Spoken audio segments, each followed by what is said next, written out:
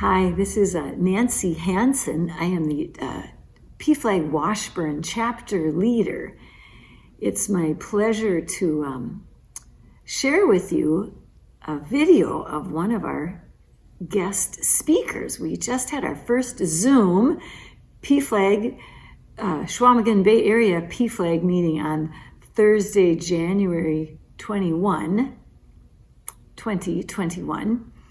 With speaking about PFLAG Parenting. Our first speaker, Shannon, because it was a Zoom, Zoomed her message from home, and we didn't even think about filming it.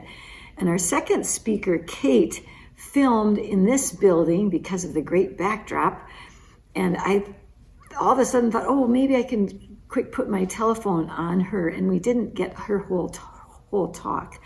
So I will read the first page of her talk, and then we will get to be with Kate. So here's what Kate said. She thanked us for inviting her, and then she said, I am a cisgender heterosexual woman. I have two sons. My son Mike is gay and identifies as male.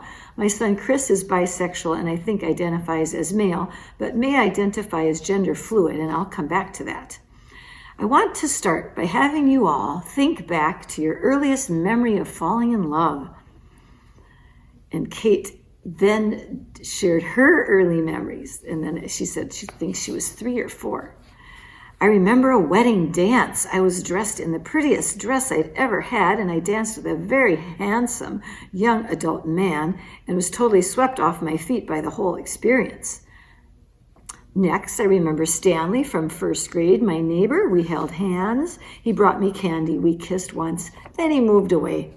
So at the time, I had clear interest in men. I didn't think about it. I did not think at the time I must be heterosexual and I have to come out.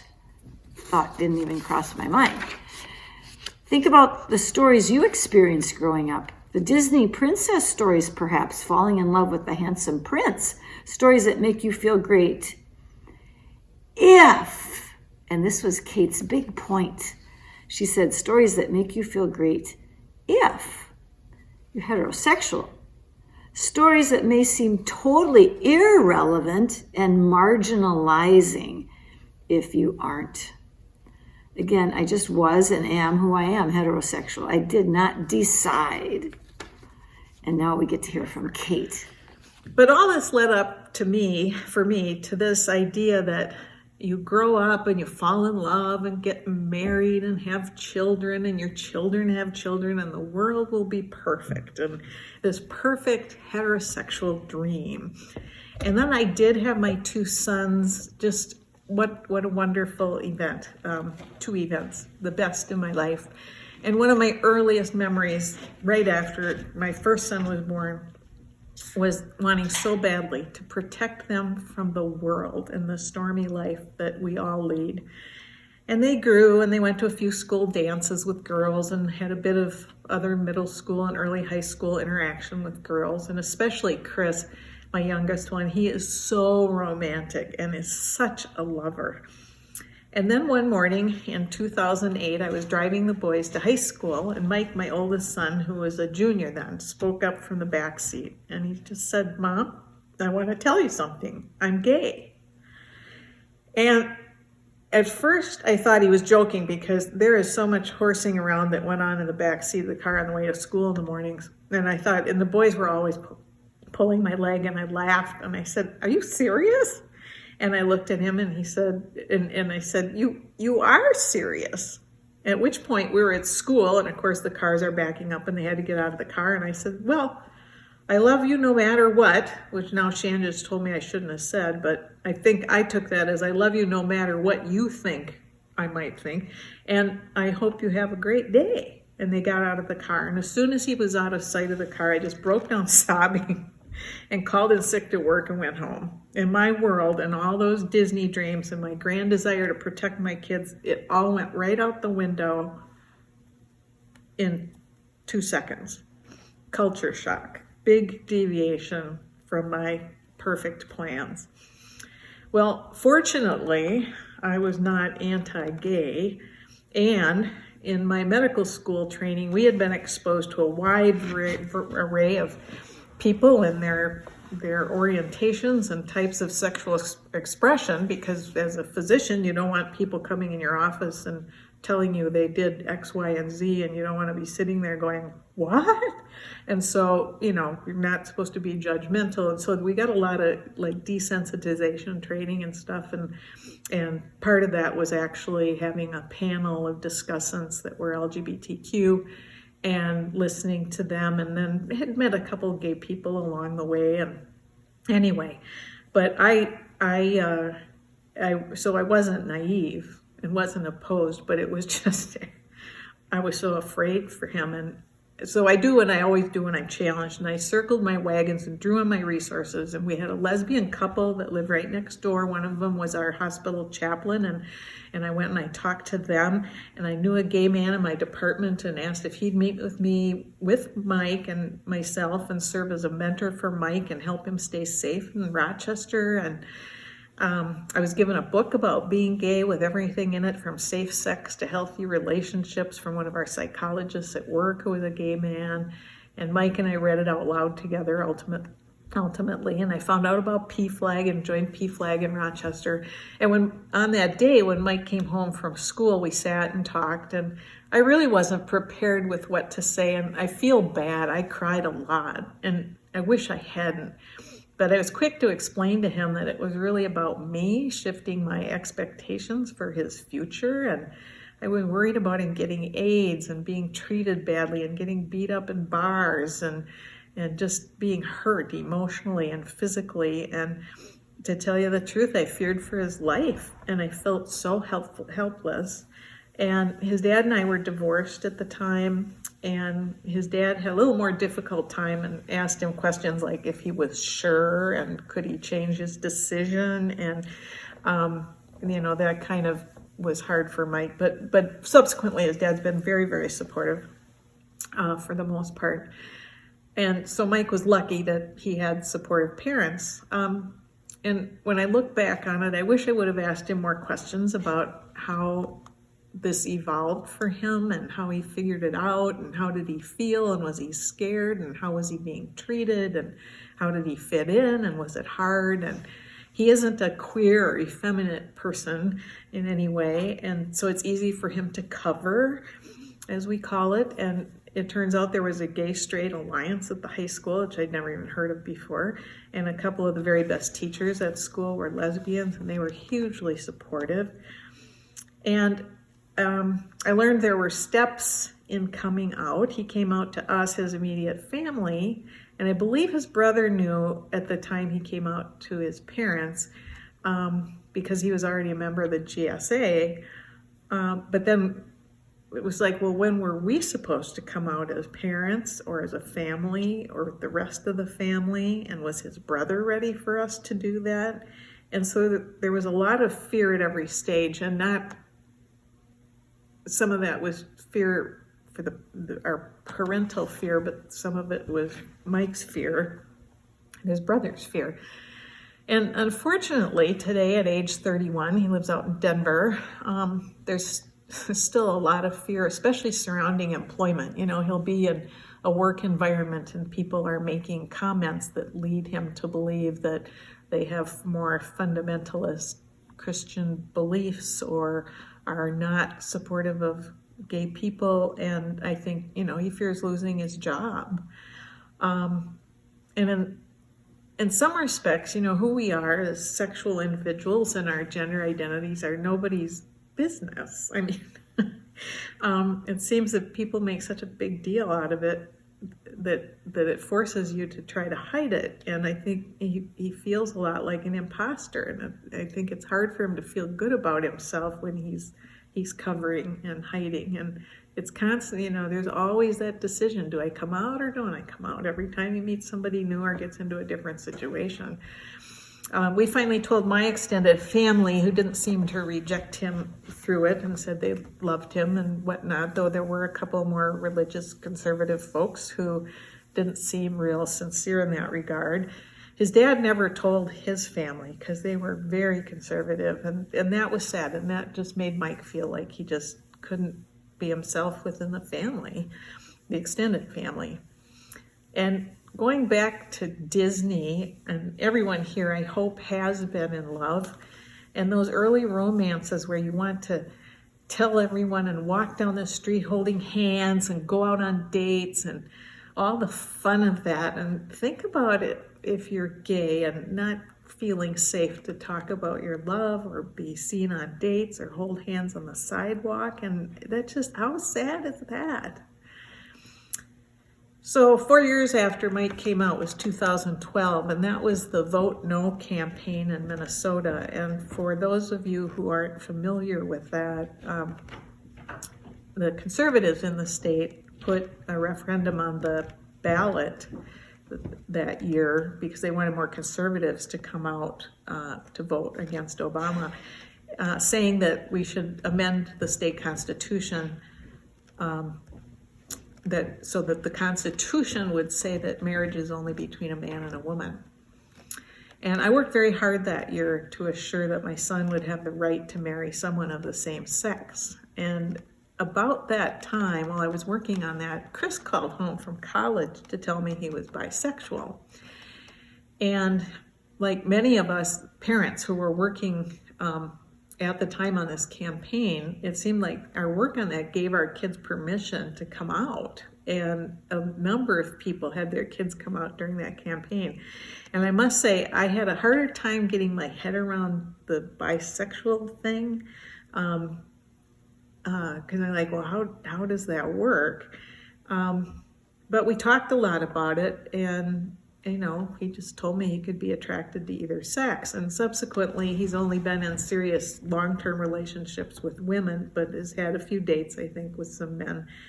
And I see him as kind of, as I said, gender fluid. We haven't talked recently, and I don't know if he'd express it that way, but he has a very feminine side, and he enjoys expressing that and just being who he is. And I was thinking more about that because as I was growing up, I grew up in a family of 4 sisters. I was the oldest, so I was my father's son. But I was like, why would I want to stay in the house and do housework and dishes and cleaning and watch soap operas, which is what my mother did, when I could be outside in nature or playing ball or exploring or working in my dad's dental office or experimenting or climbing trees. And so I was just a real tomboy, and sometimes I wore my dad's shirts and ties in high school, and it was just a fun fashion thing. But under the clothes, I was all girl, and everybody knew that. But it seems like, if Chris wants to wear a skirt or polishes nails or wear some jewelry, then he gets called names or called queer or whatever. And he doesn't do that very much, but it's like, how can girls be allowed to be tomboys, but boys can't be, I don't know what you call them. Anyway, so how does that work? And that doesn't, to me, I don't know that makes somebody gender fluid. It's just, he might have a little bit of a feminine side. It says my internet's unstable, that he wants to express. Big deal. Anyway, during the campaign, I was spontaneously interviewed by a local TV station while working at our local Pride Fest that summer, and I told them on the news that I was there to support my gay son because you don't get between a mother bear and her cubs. And Mike found it on the internet. He was living in Seattle at the time, and he called and he said that though he knew I had always supported him, to see me actually declare it on television really hit home. He knew I was really serious then, and he felt very much supported. And I worked endless hours alongside mostly gay and lesbian people as we made those phone calls and told our stories, and we laughed and we cried, and it was tough. And during that time, because I was advocating, I was fighting against this amendment, I was verbally assaulted and threatened for being a presumed lesbian. And so I learned personally how scary and marginalizing it can be. And I also learned that just because I was sympathetic and supportive of LGBTQIA people, that doesn't mean I knew anything about the culture, what life was really like for them. And I learned so much working on that campaign. And as I said in the beginning of this talk, just listening to Shannon, I learned more all the time. The night of the vote, I had to go to bed finally at 1 a.m. because I had to work the next day, and my coworkers were supposed to call me and let me know how the vote came out. And at 3 a.m, my phone rang, and when I answered, on the other end of the line, it wasn't a coworker, it was my son Mike calling from Seattle. And I said, hello, and he said, Mom, you did it. And other than having given birth to those two wonderful sons, that may be the greatest accomplishment of my entire life. And we went on to pass legislation in Minnesota allowing for same-sex marriage. So what is it like having gay and bisexual sons? I guess mostly the same as having any son. All kids are different, and I'm not sure what would have been different with either of them because of their sexual orientation. They are both very different from each other personality-wise, and I don't know how the sexual orientation fits into that. They're both the sons I gave birth to and love with all my heart, and like with all children, if you've had children, I think we learn so much about ourselves and the world because they are who they are, and I've grown so much just as a mother. And so, what can a parent do? I say love your children, know them, participate in their lives. Shannon just was wonderful talking about how she does that and has done that, and ask them about their experiences. I have danced with Mike's gay friends in gay bars. I've been to gay parties. I've offered medical and sexual advice to his gay friends. I've served as a surrogate mom to some of his friends who were kicked out of their families. Really, I don't know how that happens as a mother. I've read and learned and tried to understand all that I can. I support organizations like the Human Rights Campaign and the Trevor Project and PFLAG, and I just learned about and joined a Facebook group of mama bears called the Serendipity Doodahs. Mike and I talk a lot, and at times when he is deciding if he should cover or not, and I'm his confidant often when he's entering or leaving relationships and when his heart breaks. He does not have a partner at this point. I guess we all cover one way or another at times, and it kind of makes me angry that anyone should have to declare something that is private, like their sexual orientation. We humans are very diverse sexually. This is not binary. This is not a yes-no thing. People are very creative and intelligent, and some things like our intimate lives are just between those involved. And I can say as a physician that who you are attracted to and fall in love with and are sexually attracted to, and how you express yourself sexually, and all of that it just happens. It's not voluntary. It's not a decision. You can't force it. You can't dictate it. You can't convert it. You can't legislate it any more than you can legislate the foods we love and eat. So, and what in the world is wrong with love? And we know that when people try to repress their sexual selves, it seems to come out poorly. And just look at the problem we've had with the priests lately, or for a long time, but it's become such a hot issue out in the open now. It's just not normal to deny our sexual selves. It's part of who we are. And every time I turn around, I meet new people, and as far as I can tell, everyone knows someone who is lesbian or gay or transgender. LGBT individuals are 3 times more likely to contemplate suicide, and 92% of transgender individuals report having attempted suicide before the age of 25. And when these people do attempt suicide, it's often a much more serious and successful attempt than other groups. And I don't want to see our youth like that. We need to be there for them, and that's part of why I'm here in PFLAG.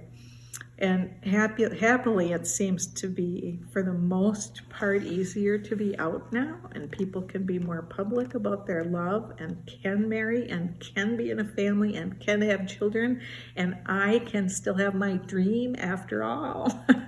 And I don't know if you heard the young poet laureate yesterday at the inauguration, Amanda Gorman, and she was phenomenal. And she said, we need to compose a country committed to all cultures, colors, characters, and conditions of man. Exactly that.